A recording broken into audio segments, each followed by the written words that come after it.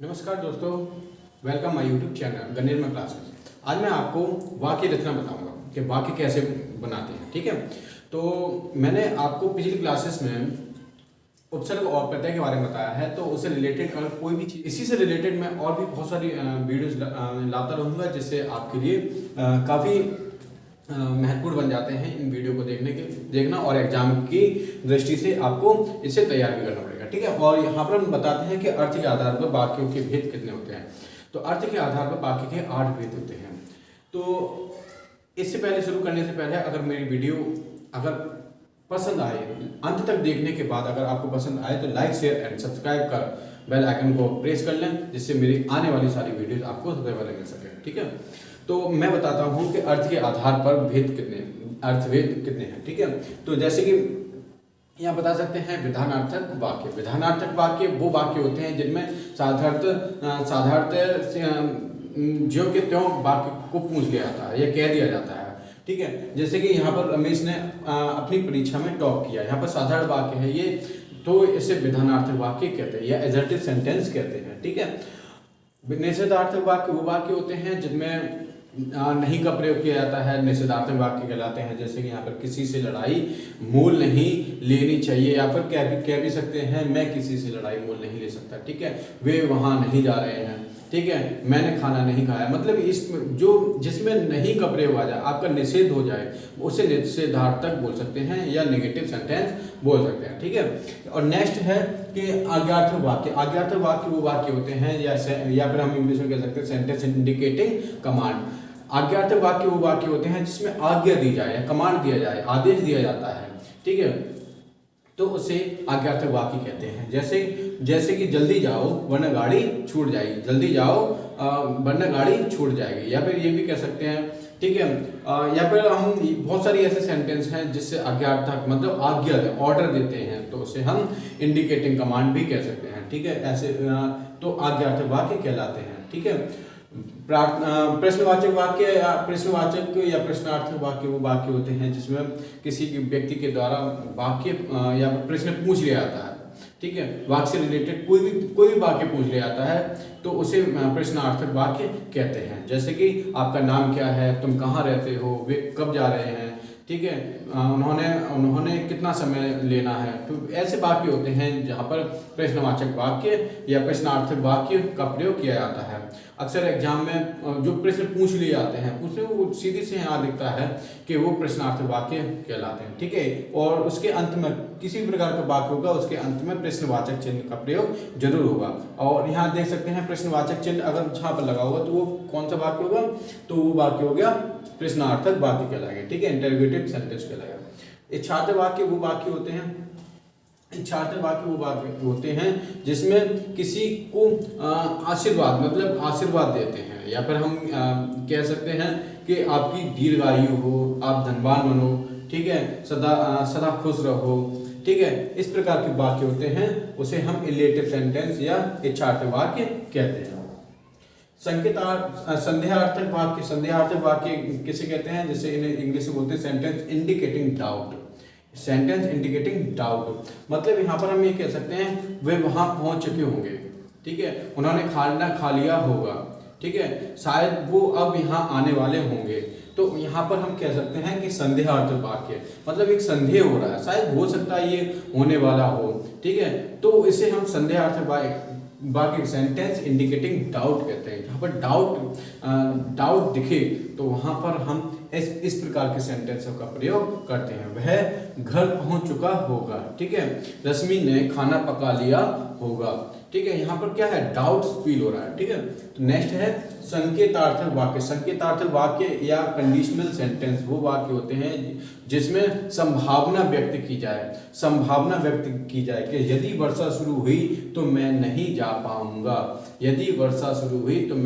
पाऊंगा।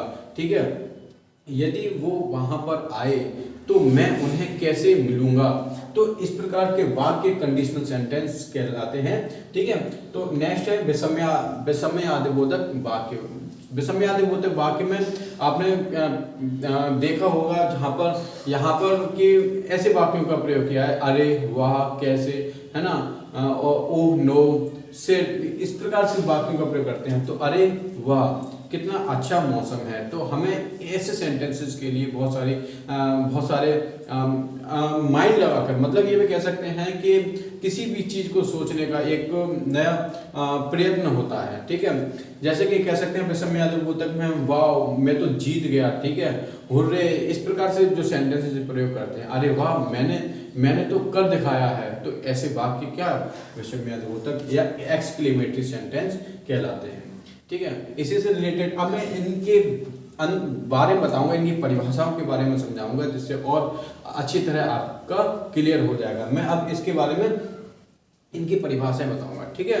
और इसी से रिलेटेड और आप भी स्वयं सेंटेंस बना सकते हैं, आप बनाकर देखिए, जिससे जितना मैं सिखा रहा हूँ उससे अधिक आप सीखिए और स्वयं ये करके दिखाइए, ठीक है। अब मैं इसके बारे में आपको बताता हूँ कि इनकी डेफिनेशंस क्या है। तो इनके बारे में जैसे कि मैं बताया है, विधानार्थक वाक्य। विधानार्थक वाक्य वो वाक्य होते हैं जिसमें किसी बात का होना पाया जाए, किसी बात का होना पाया जाए, मतलब साधारण वाक्य भी कह सकते हैं। जैसे कि हरीश अपने घर चला गया, इसमें नहीं कोई शब्द नहीं, क्या कोई शब्द नहीं है, आज्ञा भी नहीं है, इच्छा भी नहीं है, किसी भी नहीं, मतलब साधारण वाक्य है। तो ये क्या है, विधानार्थक वाक्य है, ठीक है। सोनू ने बहुत अच्छा गाना गाया, सोनू ने बहुत अच्छा गाना गाया, ये क्या है, विधानार्थक, साधारण वाक्य है, ठीक है। निषेधार्थक वाक्य वो वाक्य होते हैं जिसमें किसी बात का ना होना पाया जाए, निषेधार्थक वाक्य कहलाते हैं, ठीक है। जैसे कि यहाँ सेंटेंस है, आज अध्यापक नहीं आएंगे, वे घर नहीं जाएंगे, ठीक है, आज मैं गाना नहीं गाऊंगा, ठीक है, या फिर वे आज गाँव नहीं जाएंगे। इसी किसी प्रकार के वाक्य होते हैं जिसमें निषेध व्यक्त की जाए, जिसमें ना का होना पाया जाए, वो निषेधार्थक वाक्य कहलाते हैं। नेक्स्ट है आज्ञार्थक वाक्य। आज्ञार्थक वाक्य वो वाक्य होते हैं जिसमें आज्ञा, आदेश, ठीक है, उपदेश दिया जाए। आज्ञा, उपदेश, आदेश, ये सभी वाक्य जो ऐसे शब्द आ जाते हैं जिसमें होना पाया जाए, मतलब आज्ञा, उपदेश, आदेश का होना पाया जाए, वो आज्ञार्थक वाक्य कहलाते हैं। जैसे क्या है, शीघ्र उठो और जल्दी जाओ, ठीक है, यहाँ से हट जाओ, ठीक है, ट्रैफिक रूल का पालन करो, ठीक है, यहाँ लड़ाई मत करो। यहाँ पर आज्ञार्थक वाक्य है, मतलब आज्ञा दी जा रही है, ठीक है। उठो और दरवाजे खोलकर आओ, यहाँ पर ये आदेश दिया जा रहा है, ठीक है। तो ये आज्ञार्थक वाक्य कहलाते हैं, जिसमें आदेश, उपदेश या आज्ञा देना हो, वो वाक्य आज्ञार्थक वाक्य कहलाते हैं, ठीक है। नेक्स्ट है प्रश्नवाचक वाक्य। प्रश्नार्थक वाक्य वो वाक्य होते हैं जिसमें प्रश्न का होना पाया जाए, किसी के द्वारा, किसी के माध्यम से या किसी के द्वारा जब कोई प्रश्न पूछा जाता है तो वो प्रश्नार्थक वाक्य कहलाता है। जैसे कि क्या कह सकते हैं, तुम आगरा कब जा रहे हो, तुम यहाँ कब आ रहे हो, ठीक है, उन्होंने अपना काम कब किया, ठीक है, वे कौन सी पुस्तक पढ़ना पसंद करते हैं। जिसमें प्रश्न पूछा जाए जिसका अर्थ हाँ या ना में निकले, या फिर जिसका जवाब एक ऑब्जेक्ट, मतलब कर्म निकले, जिसका जवाब किसी कर्म में निकले, ठीक है। मतलब ये भी कह सकते हैं जब आंसर देते हैं, जब किसी भी प्रश्न का उत्तर देते हैं तो उसमें कर्म का होना पाया जाए, ठीक है। तो यहाँ पर क्या होगा, प्रश्नार्थक वाक्य कहलाता है। क्या, ठीक है, और मतलब क्या, कब, कैसे, ये जितने भी वर्ड हैं वो क्या है, प्रश्नार्थक शब्द कहलाते हैं, ठीक है। इच्छार्थक वाक्य वो वाक्य होते हैं जिसमें इच्छा व्यक्त की जाए या आशीष का भाव प्रकट किया जाए, वो इच्छार्थक वाक्य कहलाते हैं। इच्छार्थक या आशीष का भाव प्रकट करने वाले शब्द क्या, सेंटेंस क्या कहलाते हैं, इच्छार्थक वाक्य कहलाते हैं। जैसे कि भगवान आपका भला करे, तुम सदा सुहागन रहो, ठीक है, तुम पर हमेशा ईश्वर की कृपा बनी रहे। ये जितनी भी इच्छा या आशीष का भाव प्रकट किया जाए वो इच्छार्थक वाक्य कहलाते हैं। नेक्स्ट है कि संदेहार्थक वाक्य। संदेहार्थक वाक्य वो वाक्य होते हैं जिसमें संदेह का होना पाया जाए, जिसमें संदेह हो।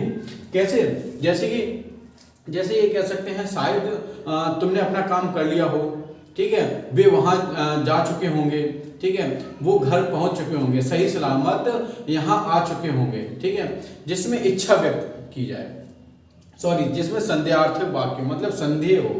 यहाँ कह सकते हैं शायद वर्षा होने वाली होगी, ठीक है, शायद तुम्हारे घर पहुंचने से पहले वर्षा हो चुकी होगी, ठीक है। तो यहाँ पर ये कह सकते हैं संदेहार्थक वाक्य कहलाएंगे। ठीक है, संकेतार्थक वाक्य, एक संदेहार्थक वाक्य, एक संकेतार्थक वाक्य। संकेतार्थक वाक्य वो वाक्य होते हैं जिसमें संकेत दिया हो, जिसमें संकेत का भाव प्रकट हो।